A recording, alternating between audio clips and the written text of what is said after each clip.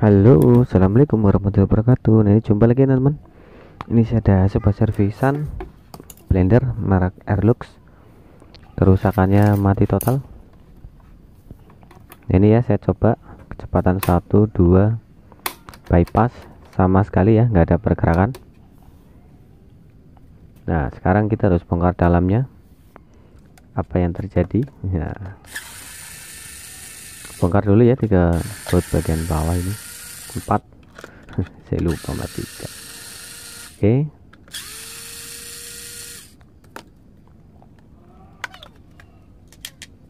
Untuk lepas cover bawah.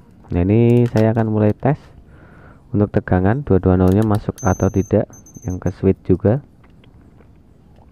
Simpel saja, kita cari yang mudah-mudah dulu.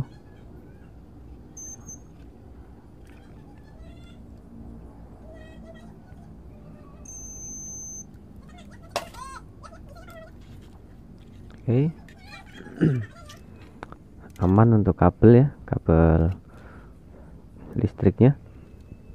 Nah, ini sekarang kita lari ke spool atau kelilitan bagian fill coil bagian samping.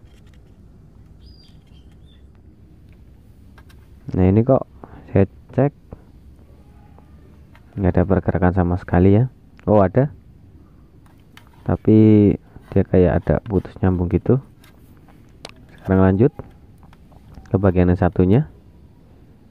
Nah, ini ada thermofuse-nya juga, takutnya thermofuse putus.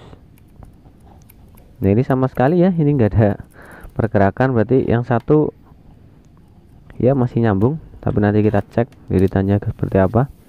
Dan untuk lilitan yang sebelahnya ini yang ada thermofuse-nya sama sekali tidak ada pergerakan sama sekali, jadi bisa ada di thermofuse atau di lilitan. Sekarang saya mau cek thermofuse-nya dulu ya teman-teman. Oke, sekarang kita coba cek untuk thermofuse-nya ya teman-teman. Nah, ini sekarang kita lepas dulu. Ini saya penasaran ini. Jadi kita cari yang mudah-mudah dulu, tidak usah bongkar-bongkar dulu. Cek untuk thermofuse. Ini kabelnya dilepas satu. Oke, ini untuk yang ujung satunya dan ujung thermofuse. Kita cek ya teman-teman. Nah, ini thermofuse-nya. Iya, thermofuse-nya masih oke ya teman-teman ya. Aduh. Berarti kayaknya ini sih feeling saya mau nggak mau harus bongkar untuk bagian lilitan bagian fill coil ya, bagian samping. Oke lah, langsung saja kita bongkar. Nah, ini untuk pelepasan, lepas saja kabel-kabelnya ya. Kalau teman-teman lupa untuk pemasangannya kembali bisa difoto. Ini tahan bagian as tengah, lepas dulu ya bagian depan. Untuk apa ini ya, saya nggak tahu namanya. Ini yang nyambung nanti ke blade nya, baling-baling blade.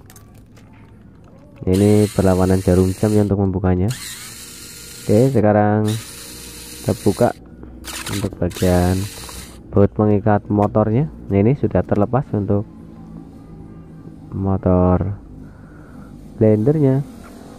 Ini bisa lihat teman-teman ya, jadi terjadi sebuah korosi.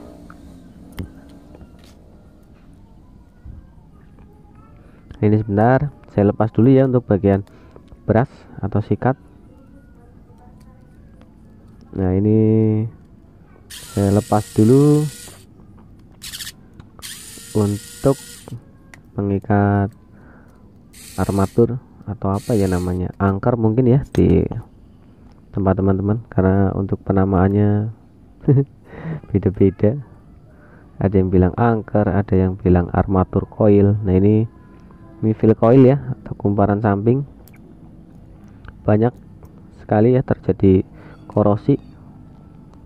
Ini saya lihat tadi ada satu buah, ini sampai putus teman-teman ya. Jadi benar saja tadi dites menggunakan multitester, tidak ada kontinuitas, tidak ada tersambung sama sekali ya. Dan ini yang satu ternyata juga saya cek sama juga, dia memang belum putus tapi hampir putus. Nah ini saya putuskan saja ya, jadi saya sambung ulang semua agar semua lebih oke. Nah ini ada 2 titik teman-teman, bisa dilihat ya. Oh 3 malah teman-teman nih. Nah ini untuk yang low budget tapi digunakan untuk mencari nafkah tiap hari ya, ini kan buat dagang es. Jadi ya saya akalin saja, saya sambung manual. Sebenarnya alangkah baiknya ganti baru atau di 10 ulang, tapi biayanya akan jelas lebih mahal ya teman. Kalau seperti ini kan biayanya lebih murah menurut saya.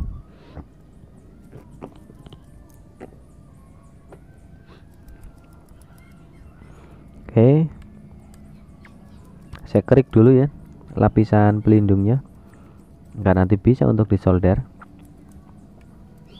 Dan trik teman-teman, kalau ini kan tadi saya lihat sepertinya aluminium ya, bukan tembaga, jadi ada kemungkinan untuk disolder itu agak susah.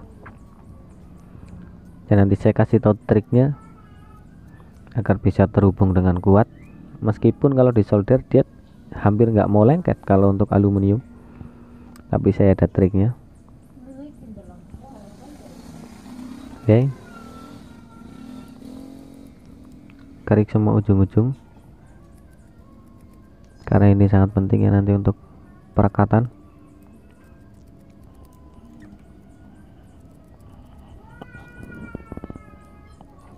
Dan trik ini sering saya pakai ya, seperti di mesin gerinda tangan, mesin bor, blender, terus banyak lagi sih, mixer. Nah ini saya menggunakan kabel serabut, tapi ini yang murni tembaga ya teman-teman ya. Jadi ada kabel serabut yang dia bukan tembaga, dia tidak bisa untuk disolder. Ini saya menggunakan kabel serabut kecil, tapi dia yang murni benar-benar tembaga. Nah triknya seperti ini teman-teman. Nah ini kabel yang benar-benar murni tembaga, kita gulung atau kita pelintir seperti ini ya.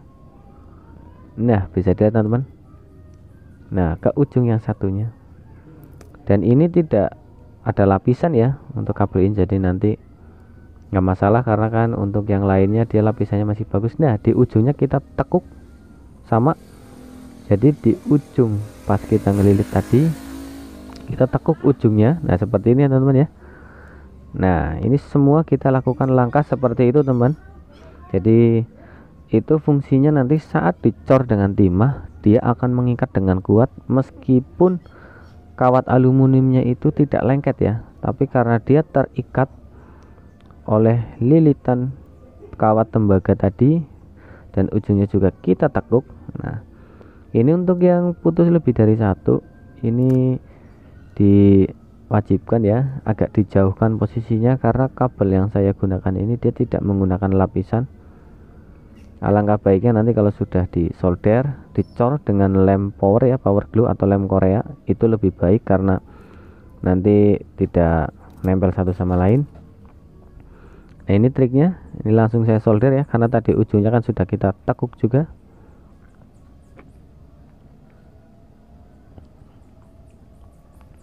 Ini karena kabelnya tembaga dia akan sangat mudah untuk lengket.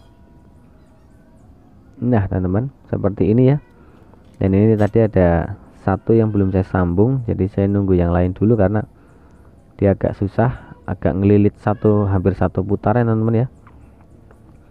Oke. Ini ujung yang satunya dulu kita solder. Nah dia pasti akan mengikat sangat kuat teman-teman karena udah kita pelintir dan kita tekuk ujungnya ya. Oke, ini tinggal saya tarik melingkar. Dan ini aman, ini karena ada isolator ya, ini seperti plastik yang warna putih, ini plastik putih, ini isolator tahan panas juga, dan jadi dia nggak akan nyambung dengan keren atau apa ini namanya besi inti, aman. Oh maaf ini agak blur ya teman-teman.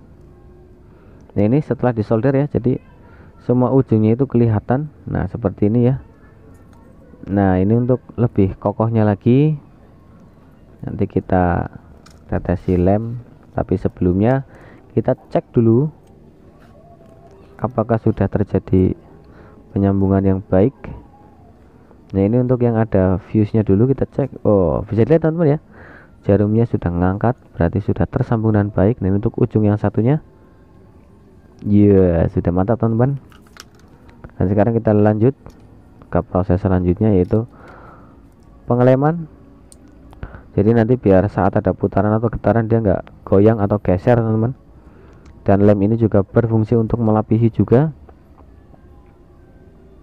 Nah seperti ini teman-teman. Nah seperti ini teman-teman, dia akan melapisi dan juga dia tidak bergeser karena nanti pasti ada getaran ya yang kuat. Nah jangan dilem untuk bagian yang disolder teman-teman ya, karena nanti kalau lemnya masuk malah dia menjadi pelapis dan akhirnya malah nggak jadi connect. Jadi jangan ditetesi untuk bagian yang disolder teman-teman. Nah sekarang lanjut ke tahap perakitan ulang. Nah ini kita solder.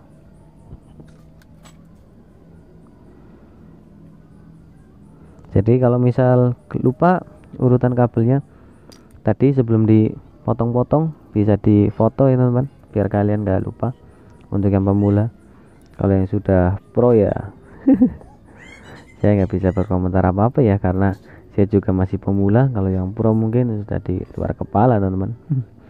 Ikat kembali menggunakan tali tis, kabel tis.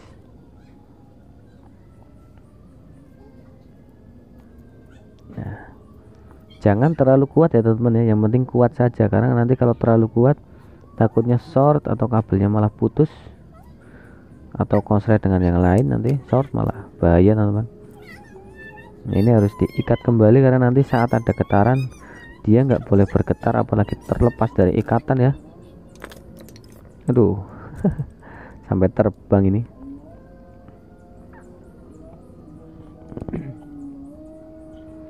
Oke sekarang lanjut ke perakitan motor. Nah ini gampang nanti ya, ini kan masih seret untuk asnya karena belum center, karena dia tipe bearingnya itu dia bearing bushing. Nanti kita ketok bagian as tengahnya pasti dia akan lancar kembali. Nah ini masukkan ya untuk brush, jangan lupa brush atau sikatnya ini agak dikerik sedikit untuk ujung-ujung per, karena dia berfungsi sebagai penghubung ya, penghubung arus dan tegangan. Nah ini agak ribet untuk memasukkan, jadi saya bantu dengan pinset. Biasa saya amplas dulu bagian ujung-ujungnya, karena itu yang terkoneksi dengan skun soket dan berasnya sendiri teman-teman. Oke sudah kokoh.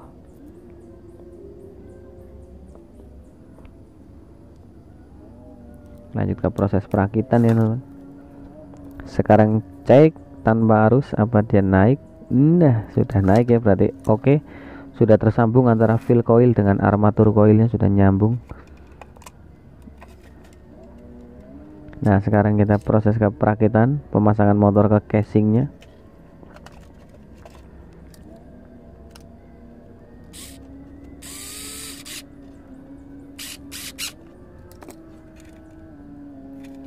Oke posisikan ya teman-teman.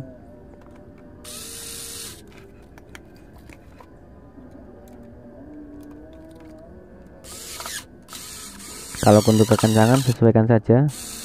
Ini karena saya menggunakan obeng ya, obeng elektrik, jadi ya sesuaikan saja, dikira-kira saja ya, jangan terlalu kencang nanti malah dol aus. Ini sedikit ditetesin lem power di bagian sampingnya ya, biar nanti ada getaran dia nggak lepas. Tapi tenang, karena saya meneteskan hanya sedikit, jadi sangat mudah untuk dibongkar kembali. Nah, ini tinggal sambung, menyambung menjadi satu. Nah sudah kencang, tinggal ujungnya satunya solder ke switch. Nah sudah ready. Nah ini untuk kabelnya sesuaikan saja ya seperti tadi ya, ini jangan lupa ini. Nah ini memasangnya itu dia berlawanan.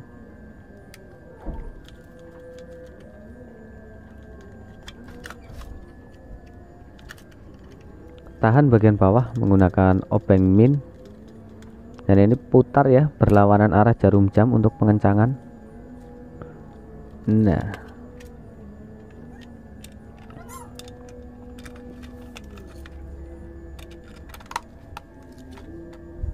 oke, ini kenapa nggak saya tes ya, saya yakin ini pasti sudah jadi teman-teman.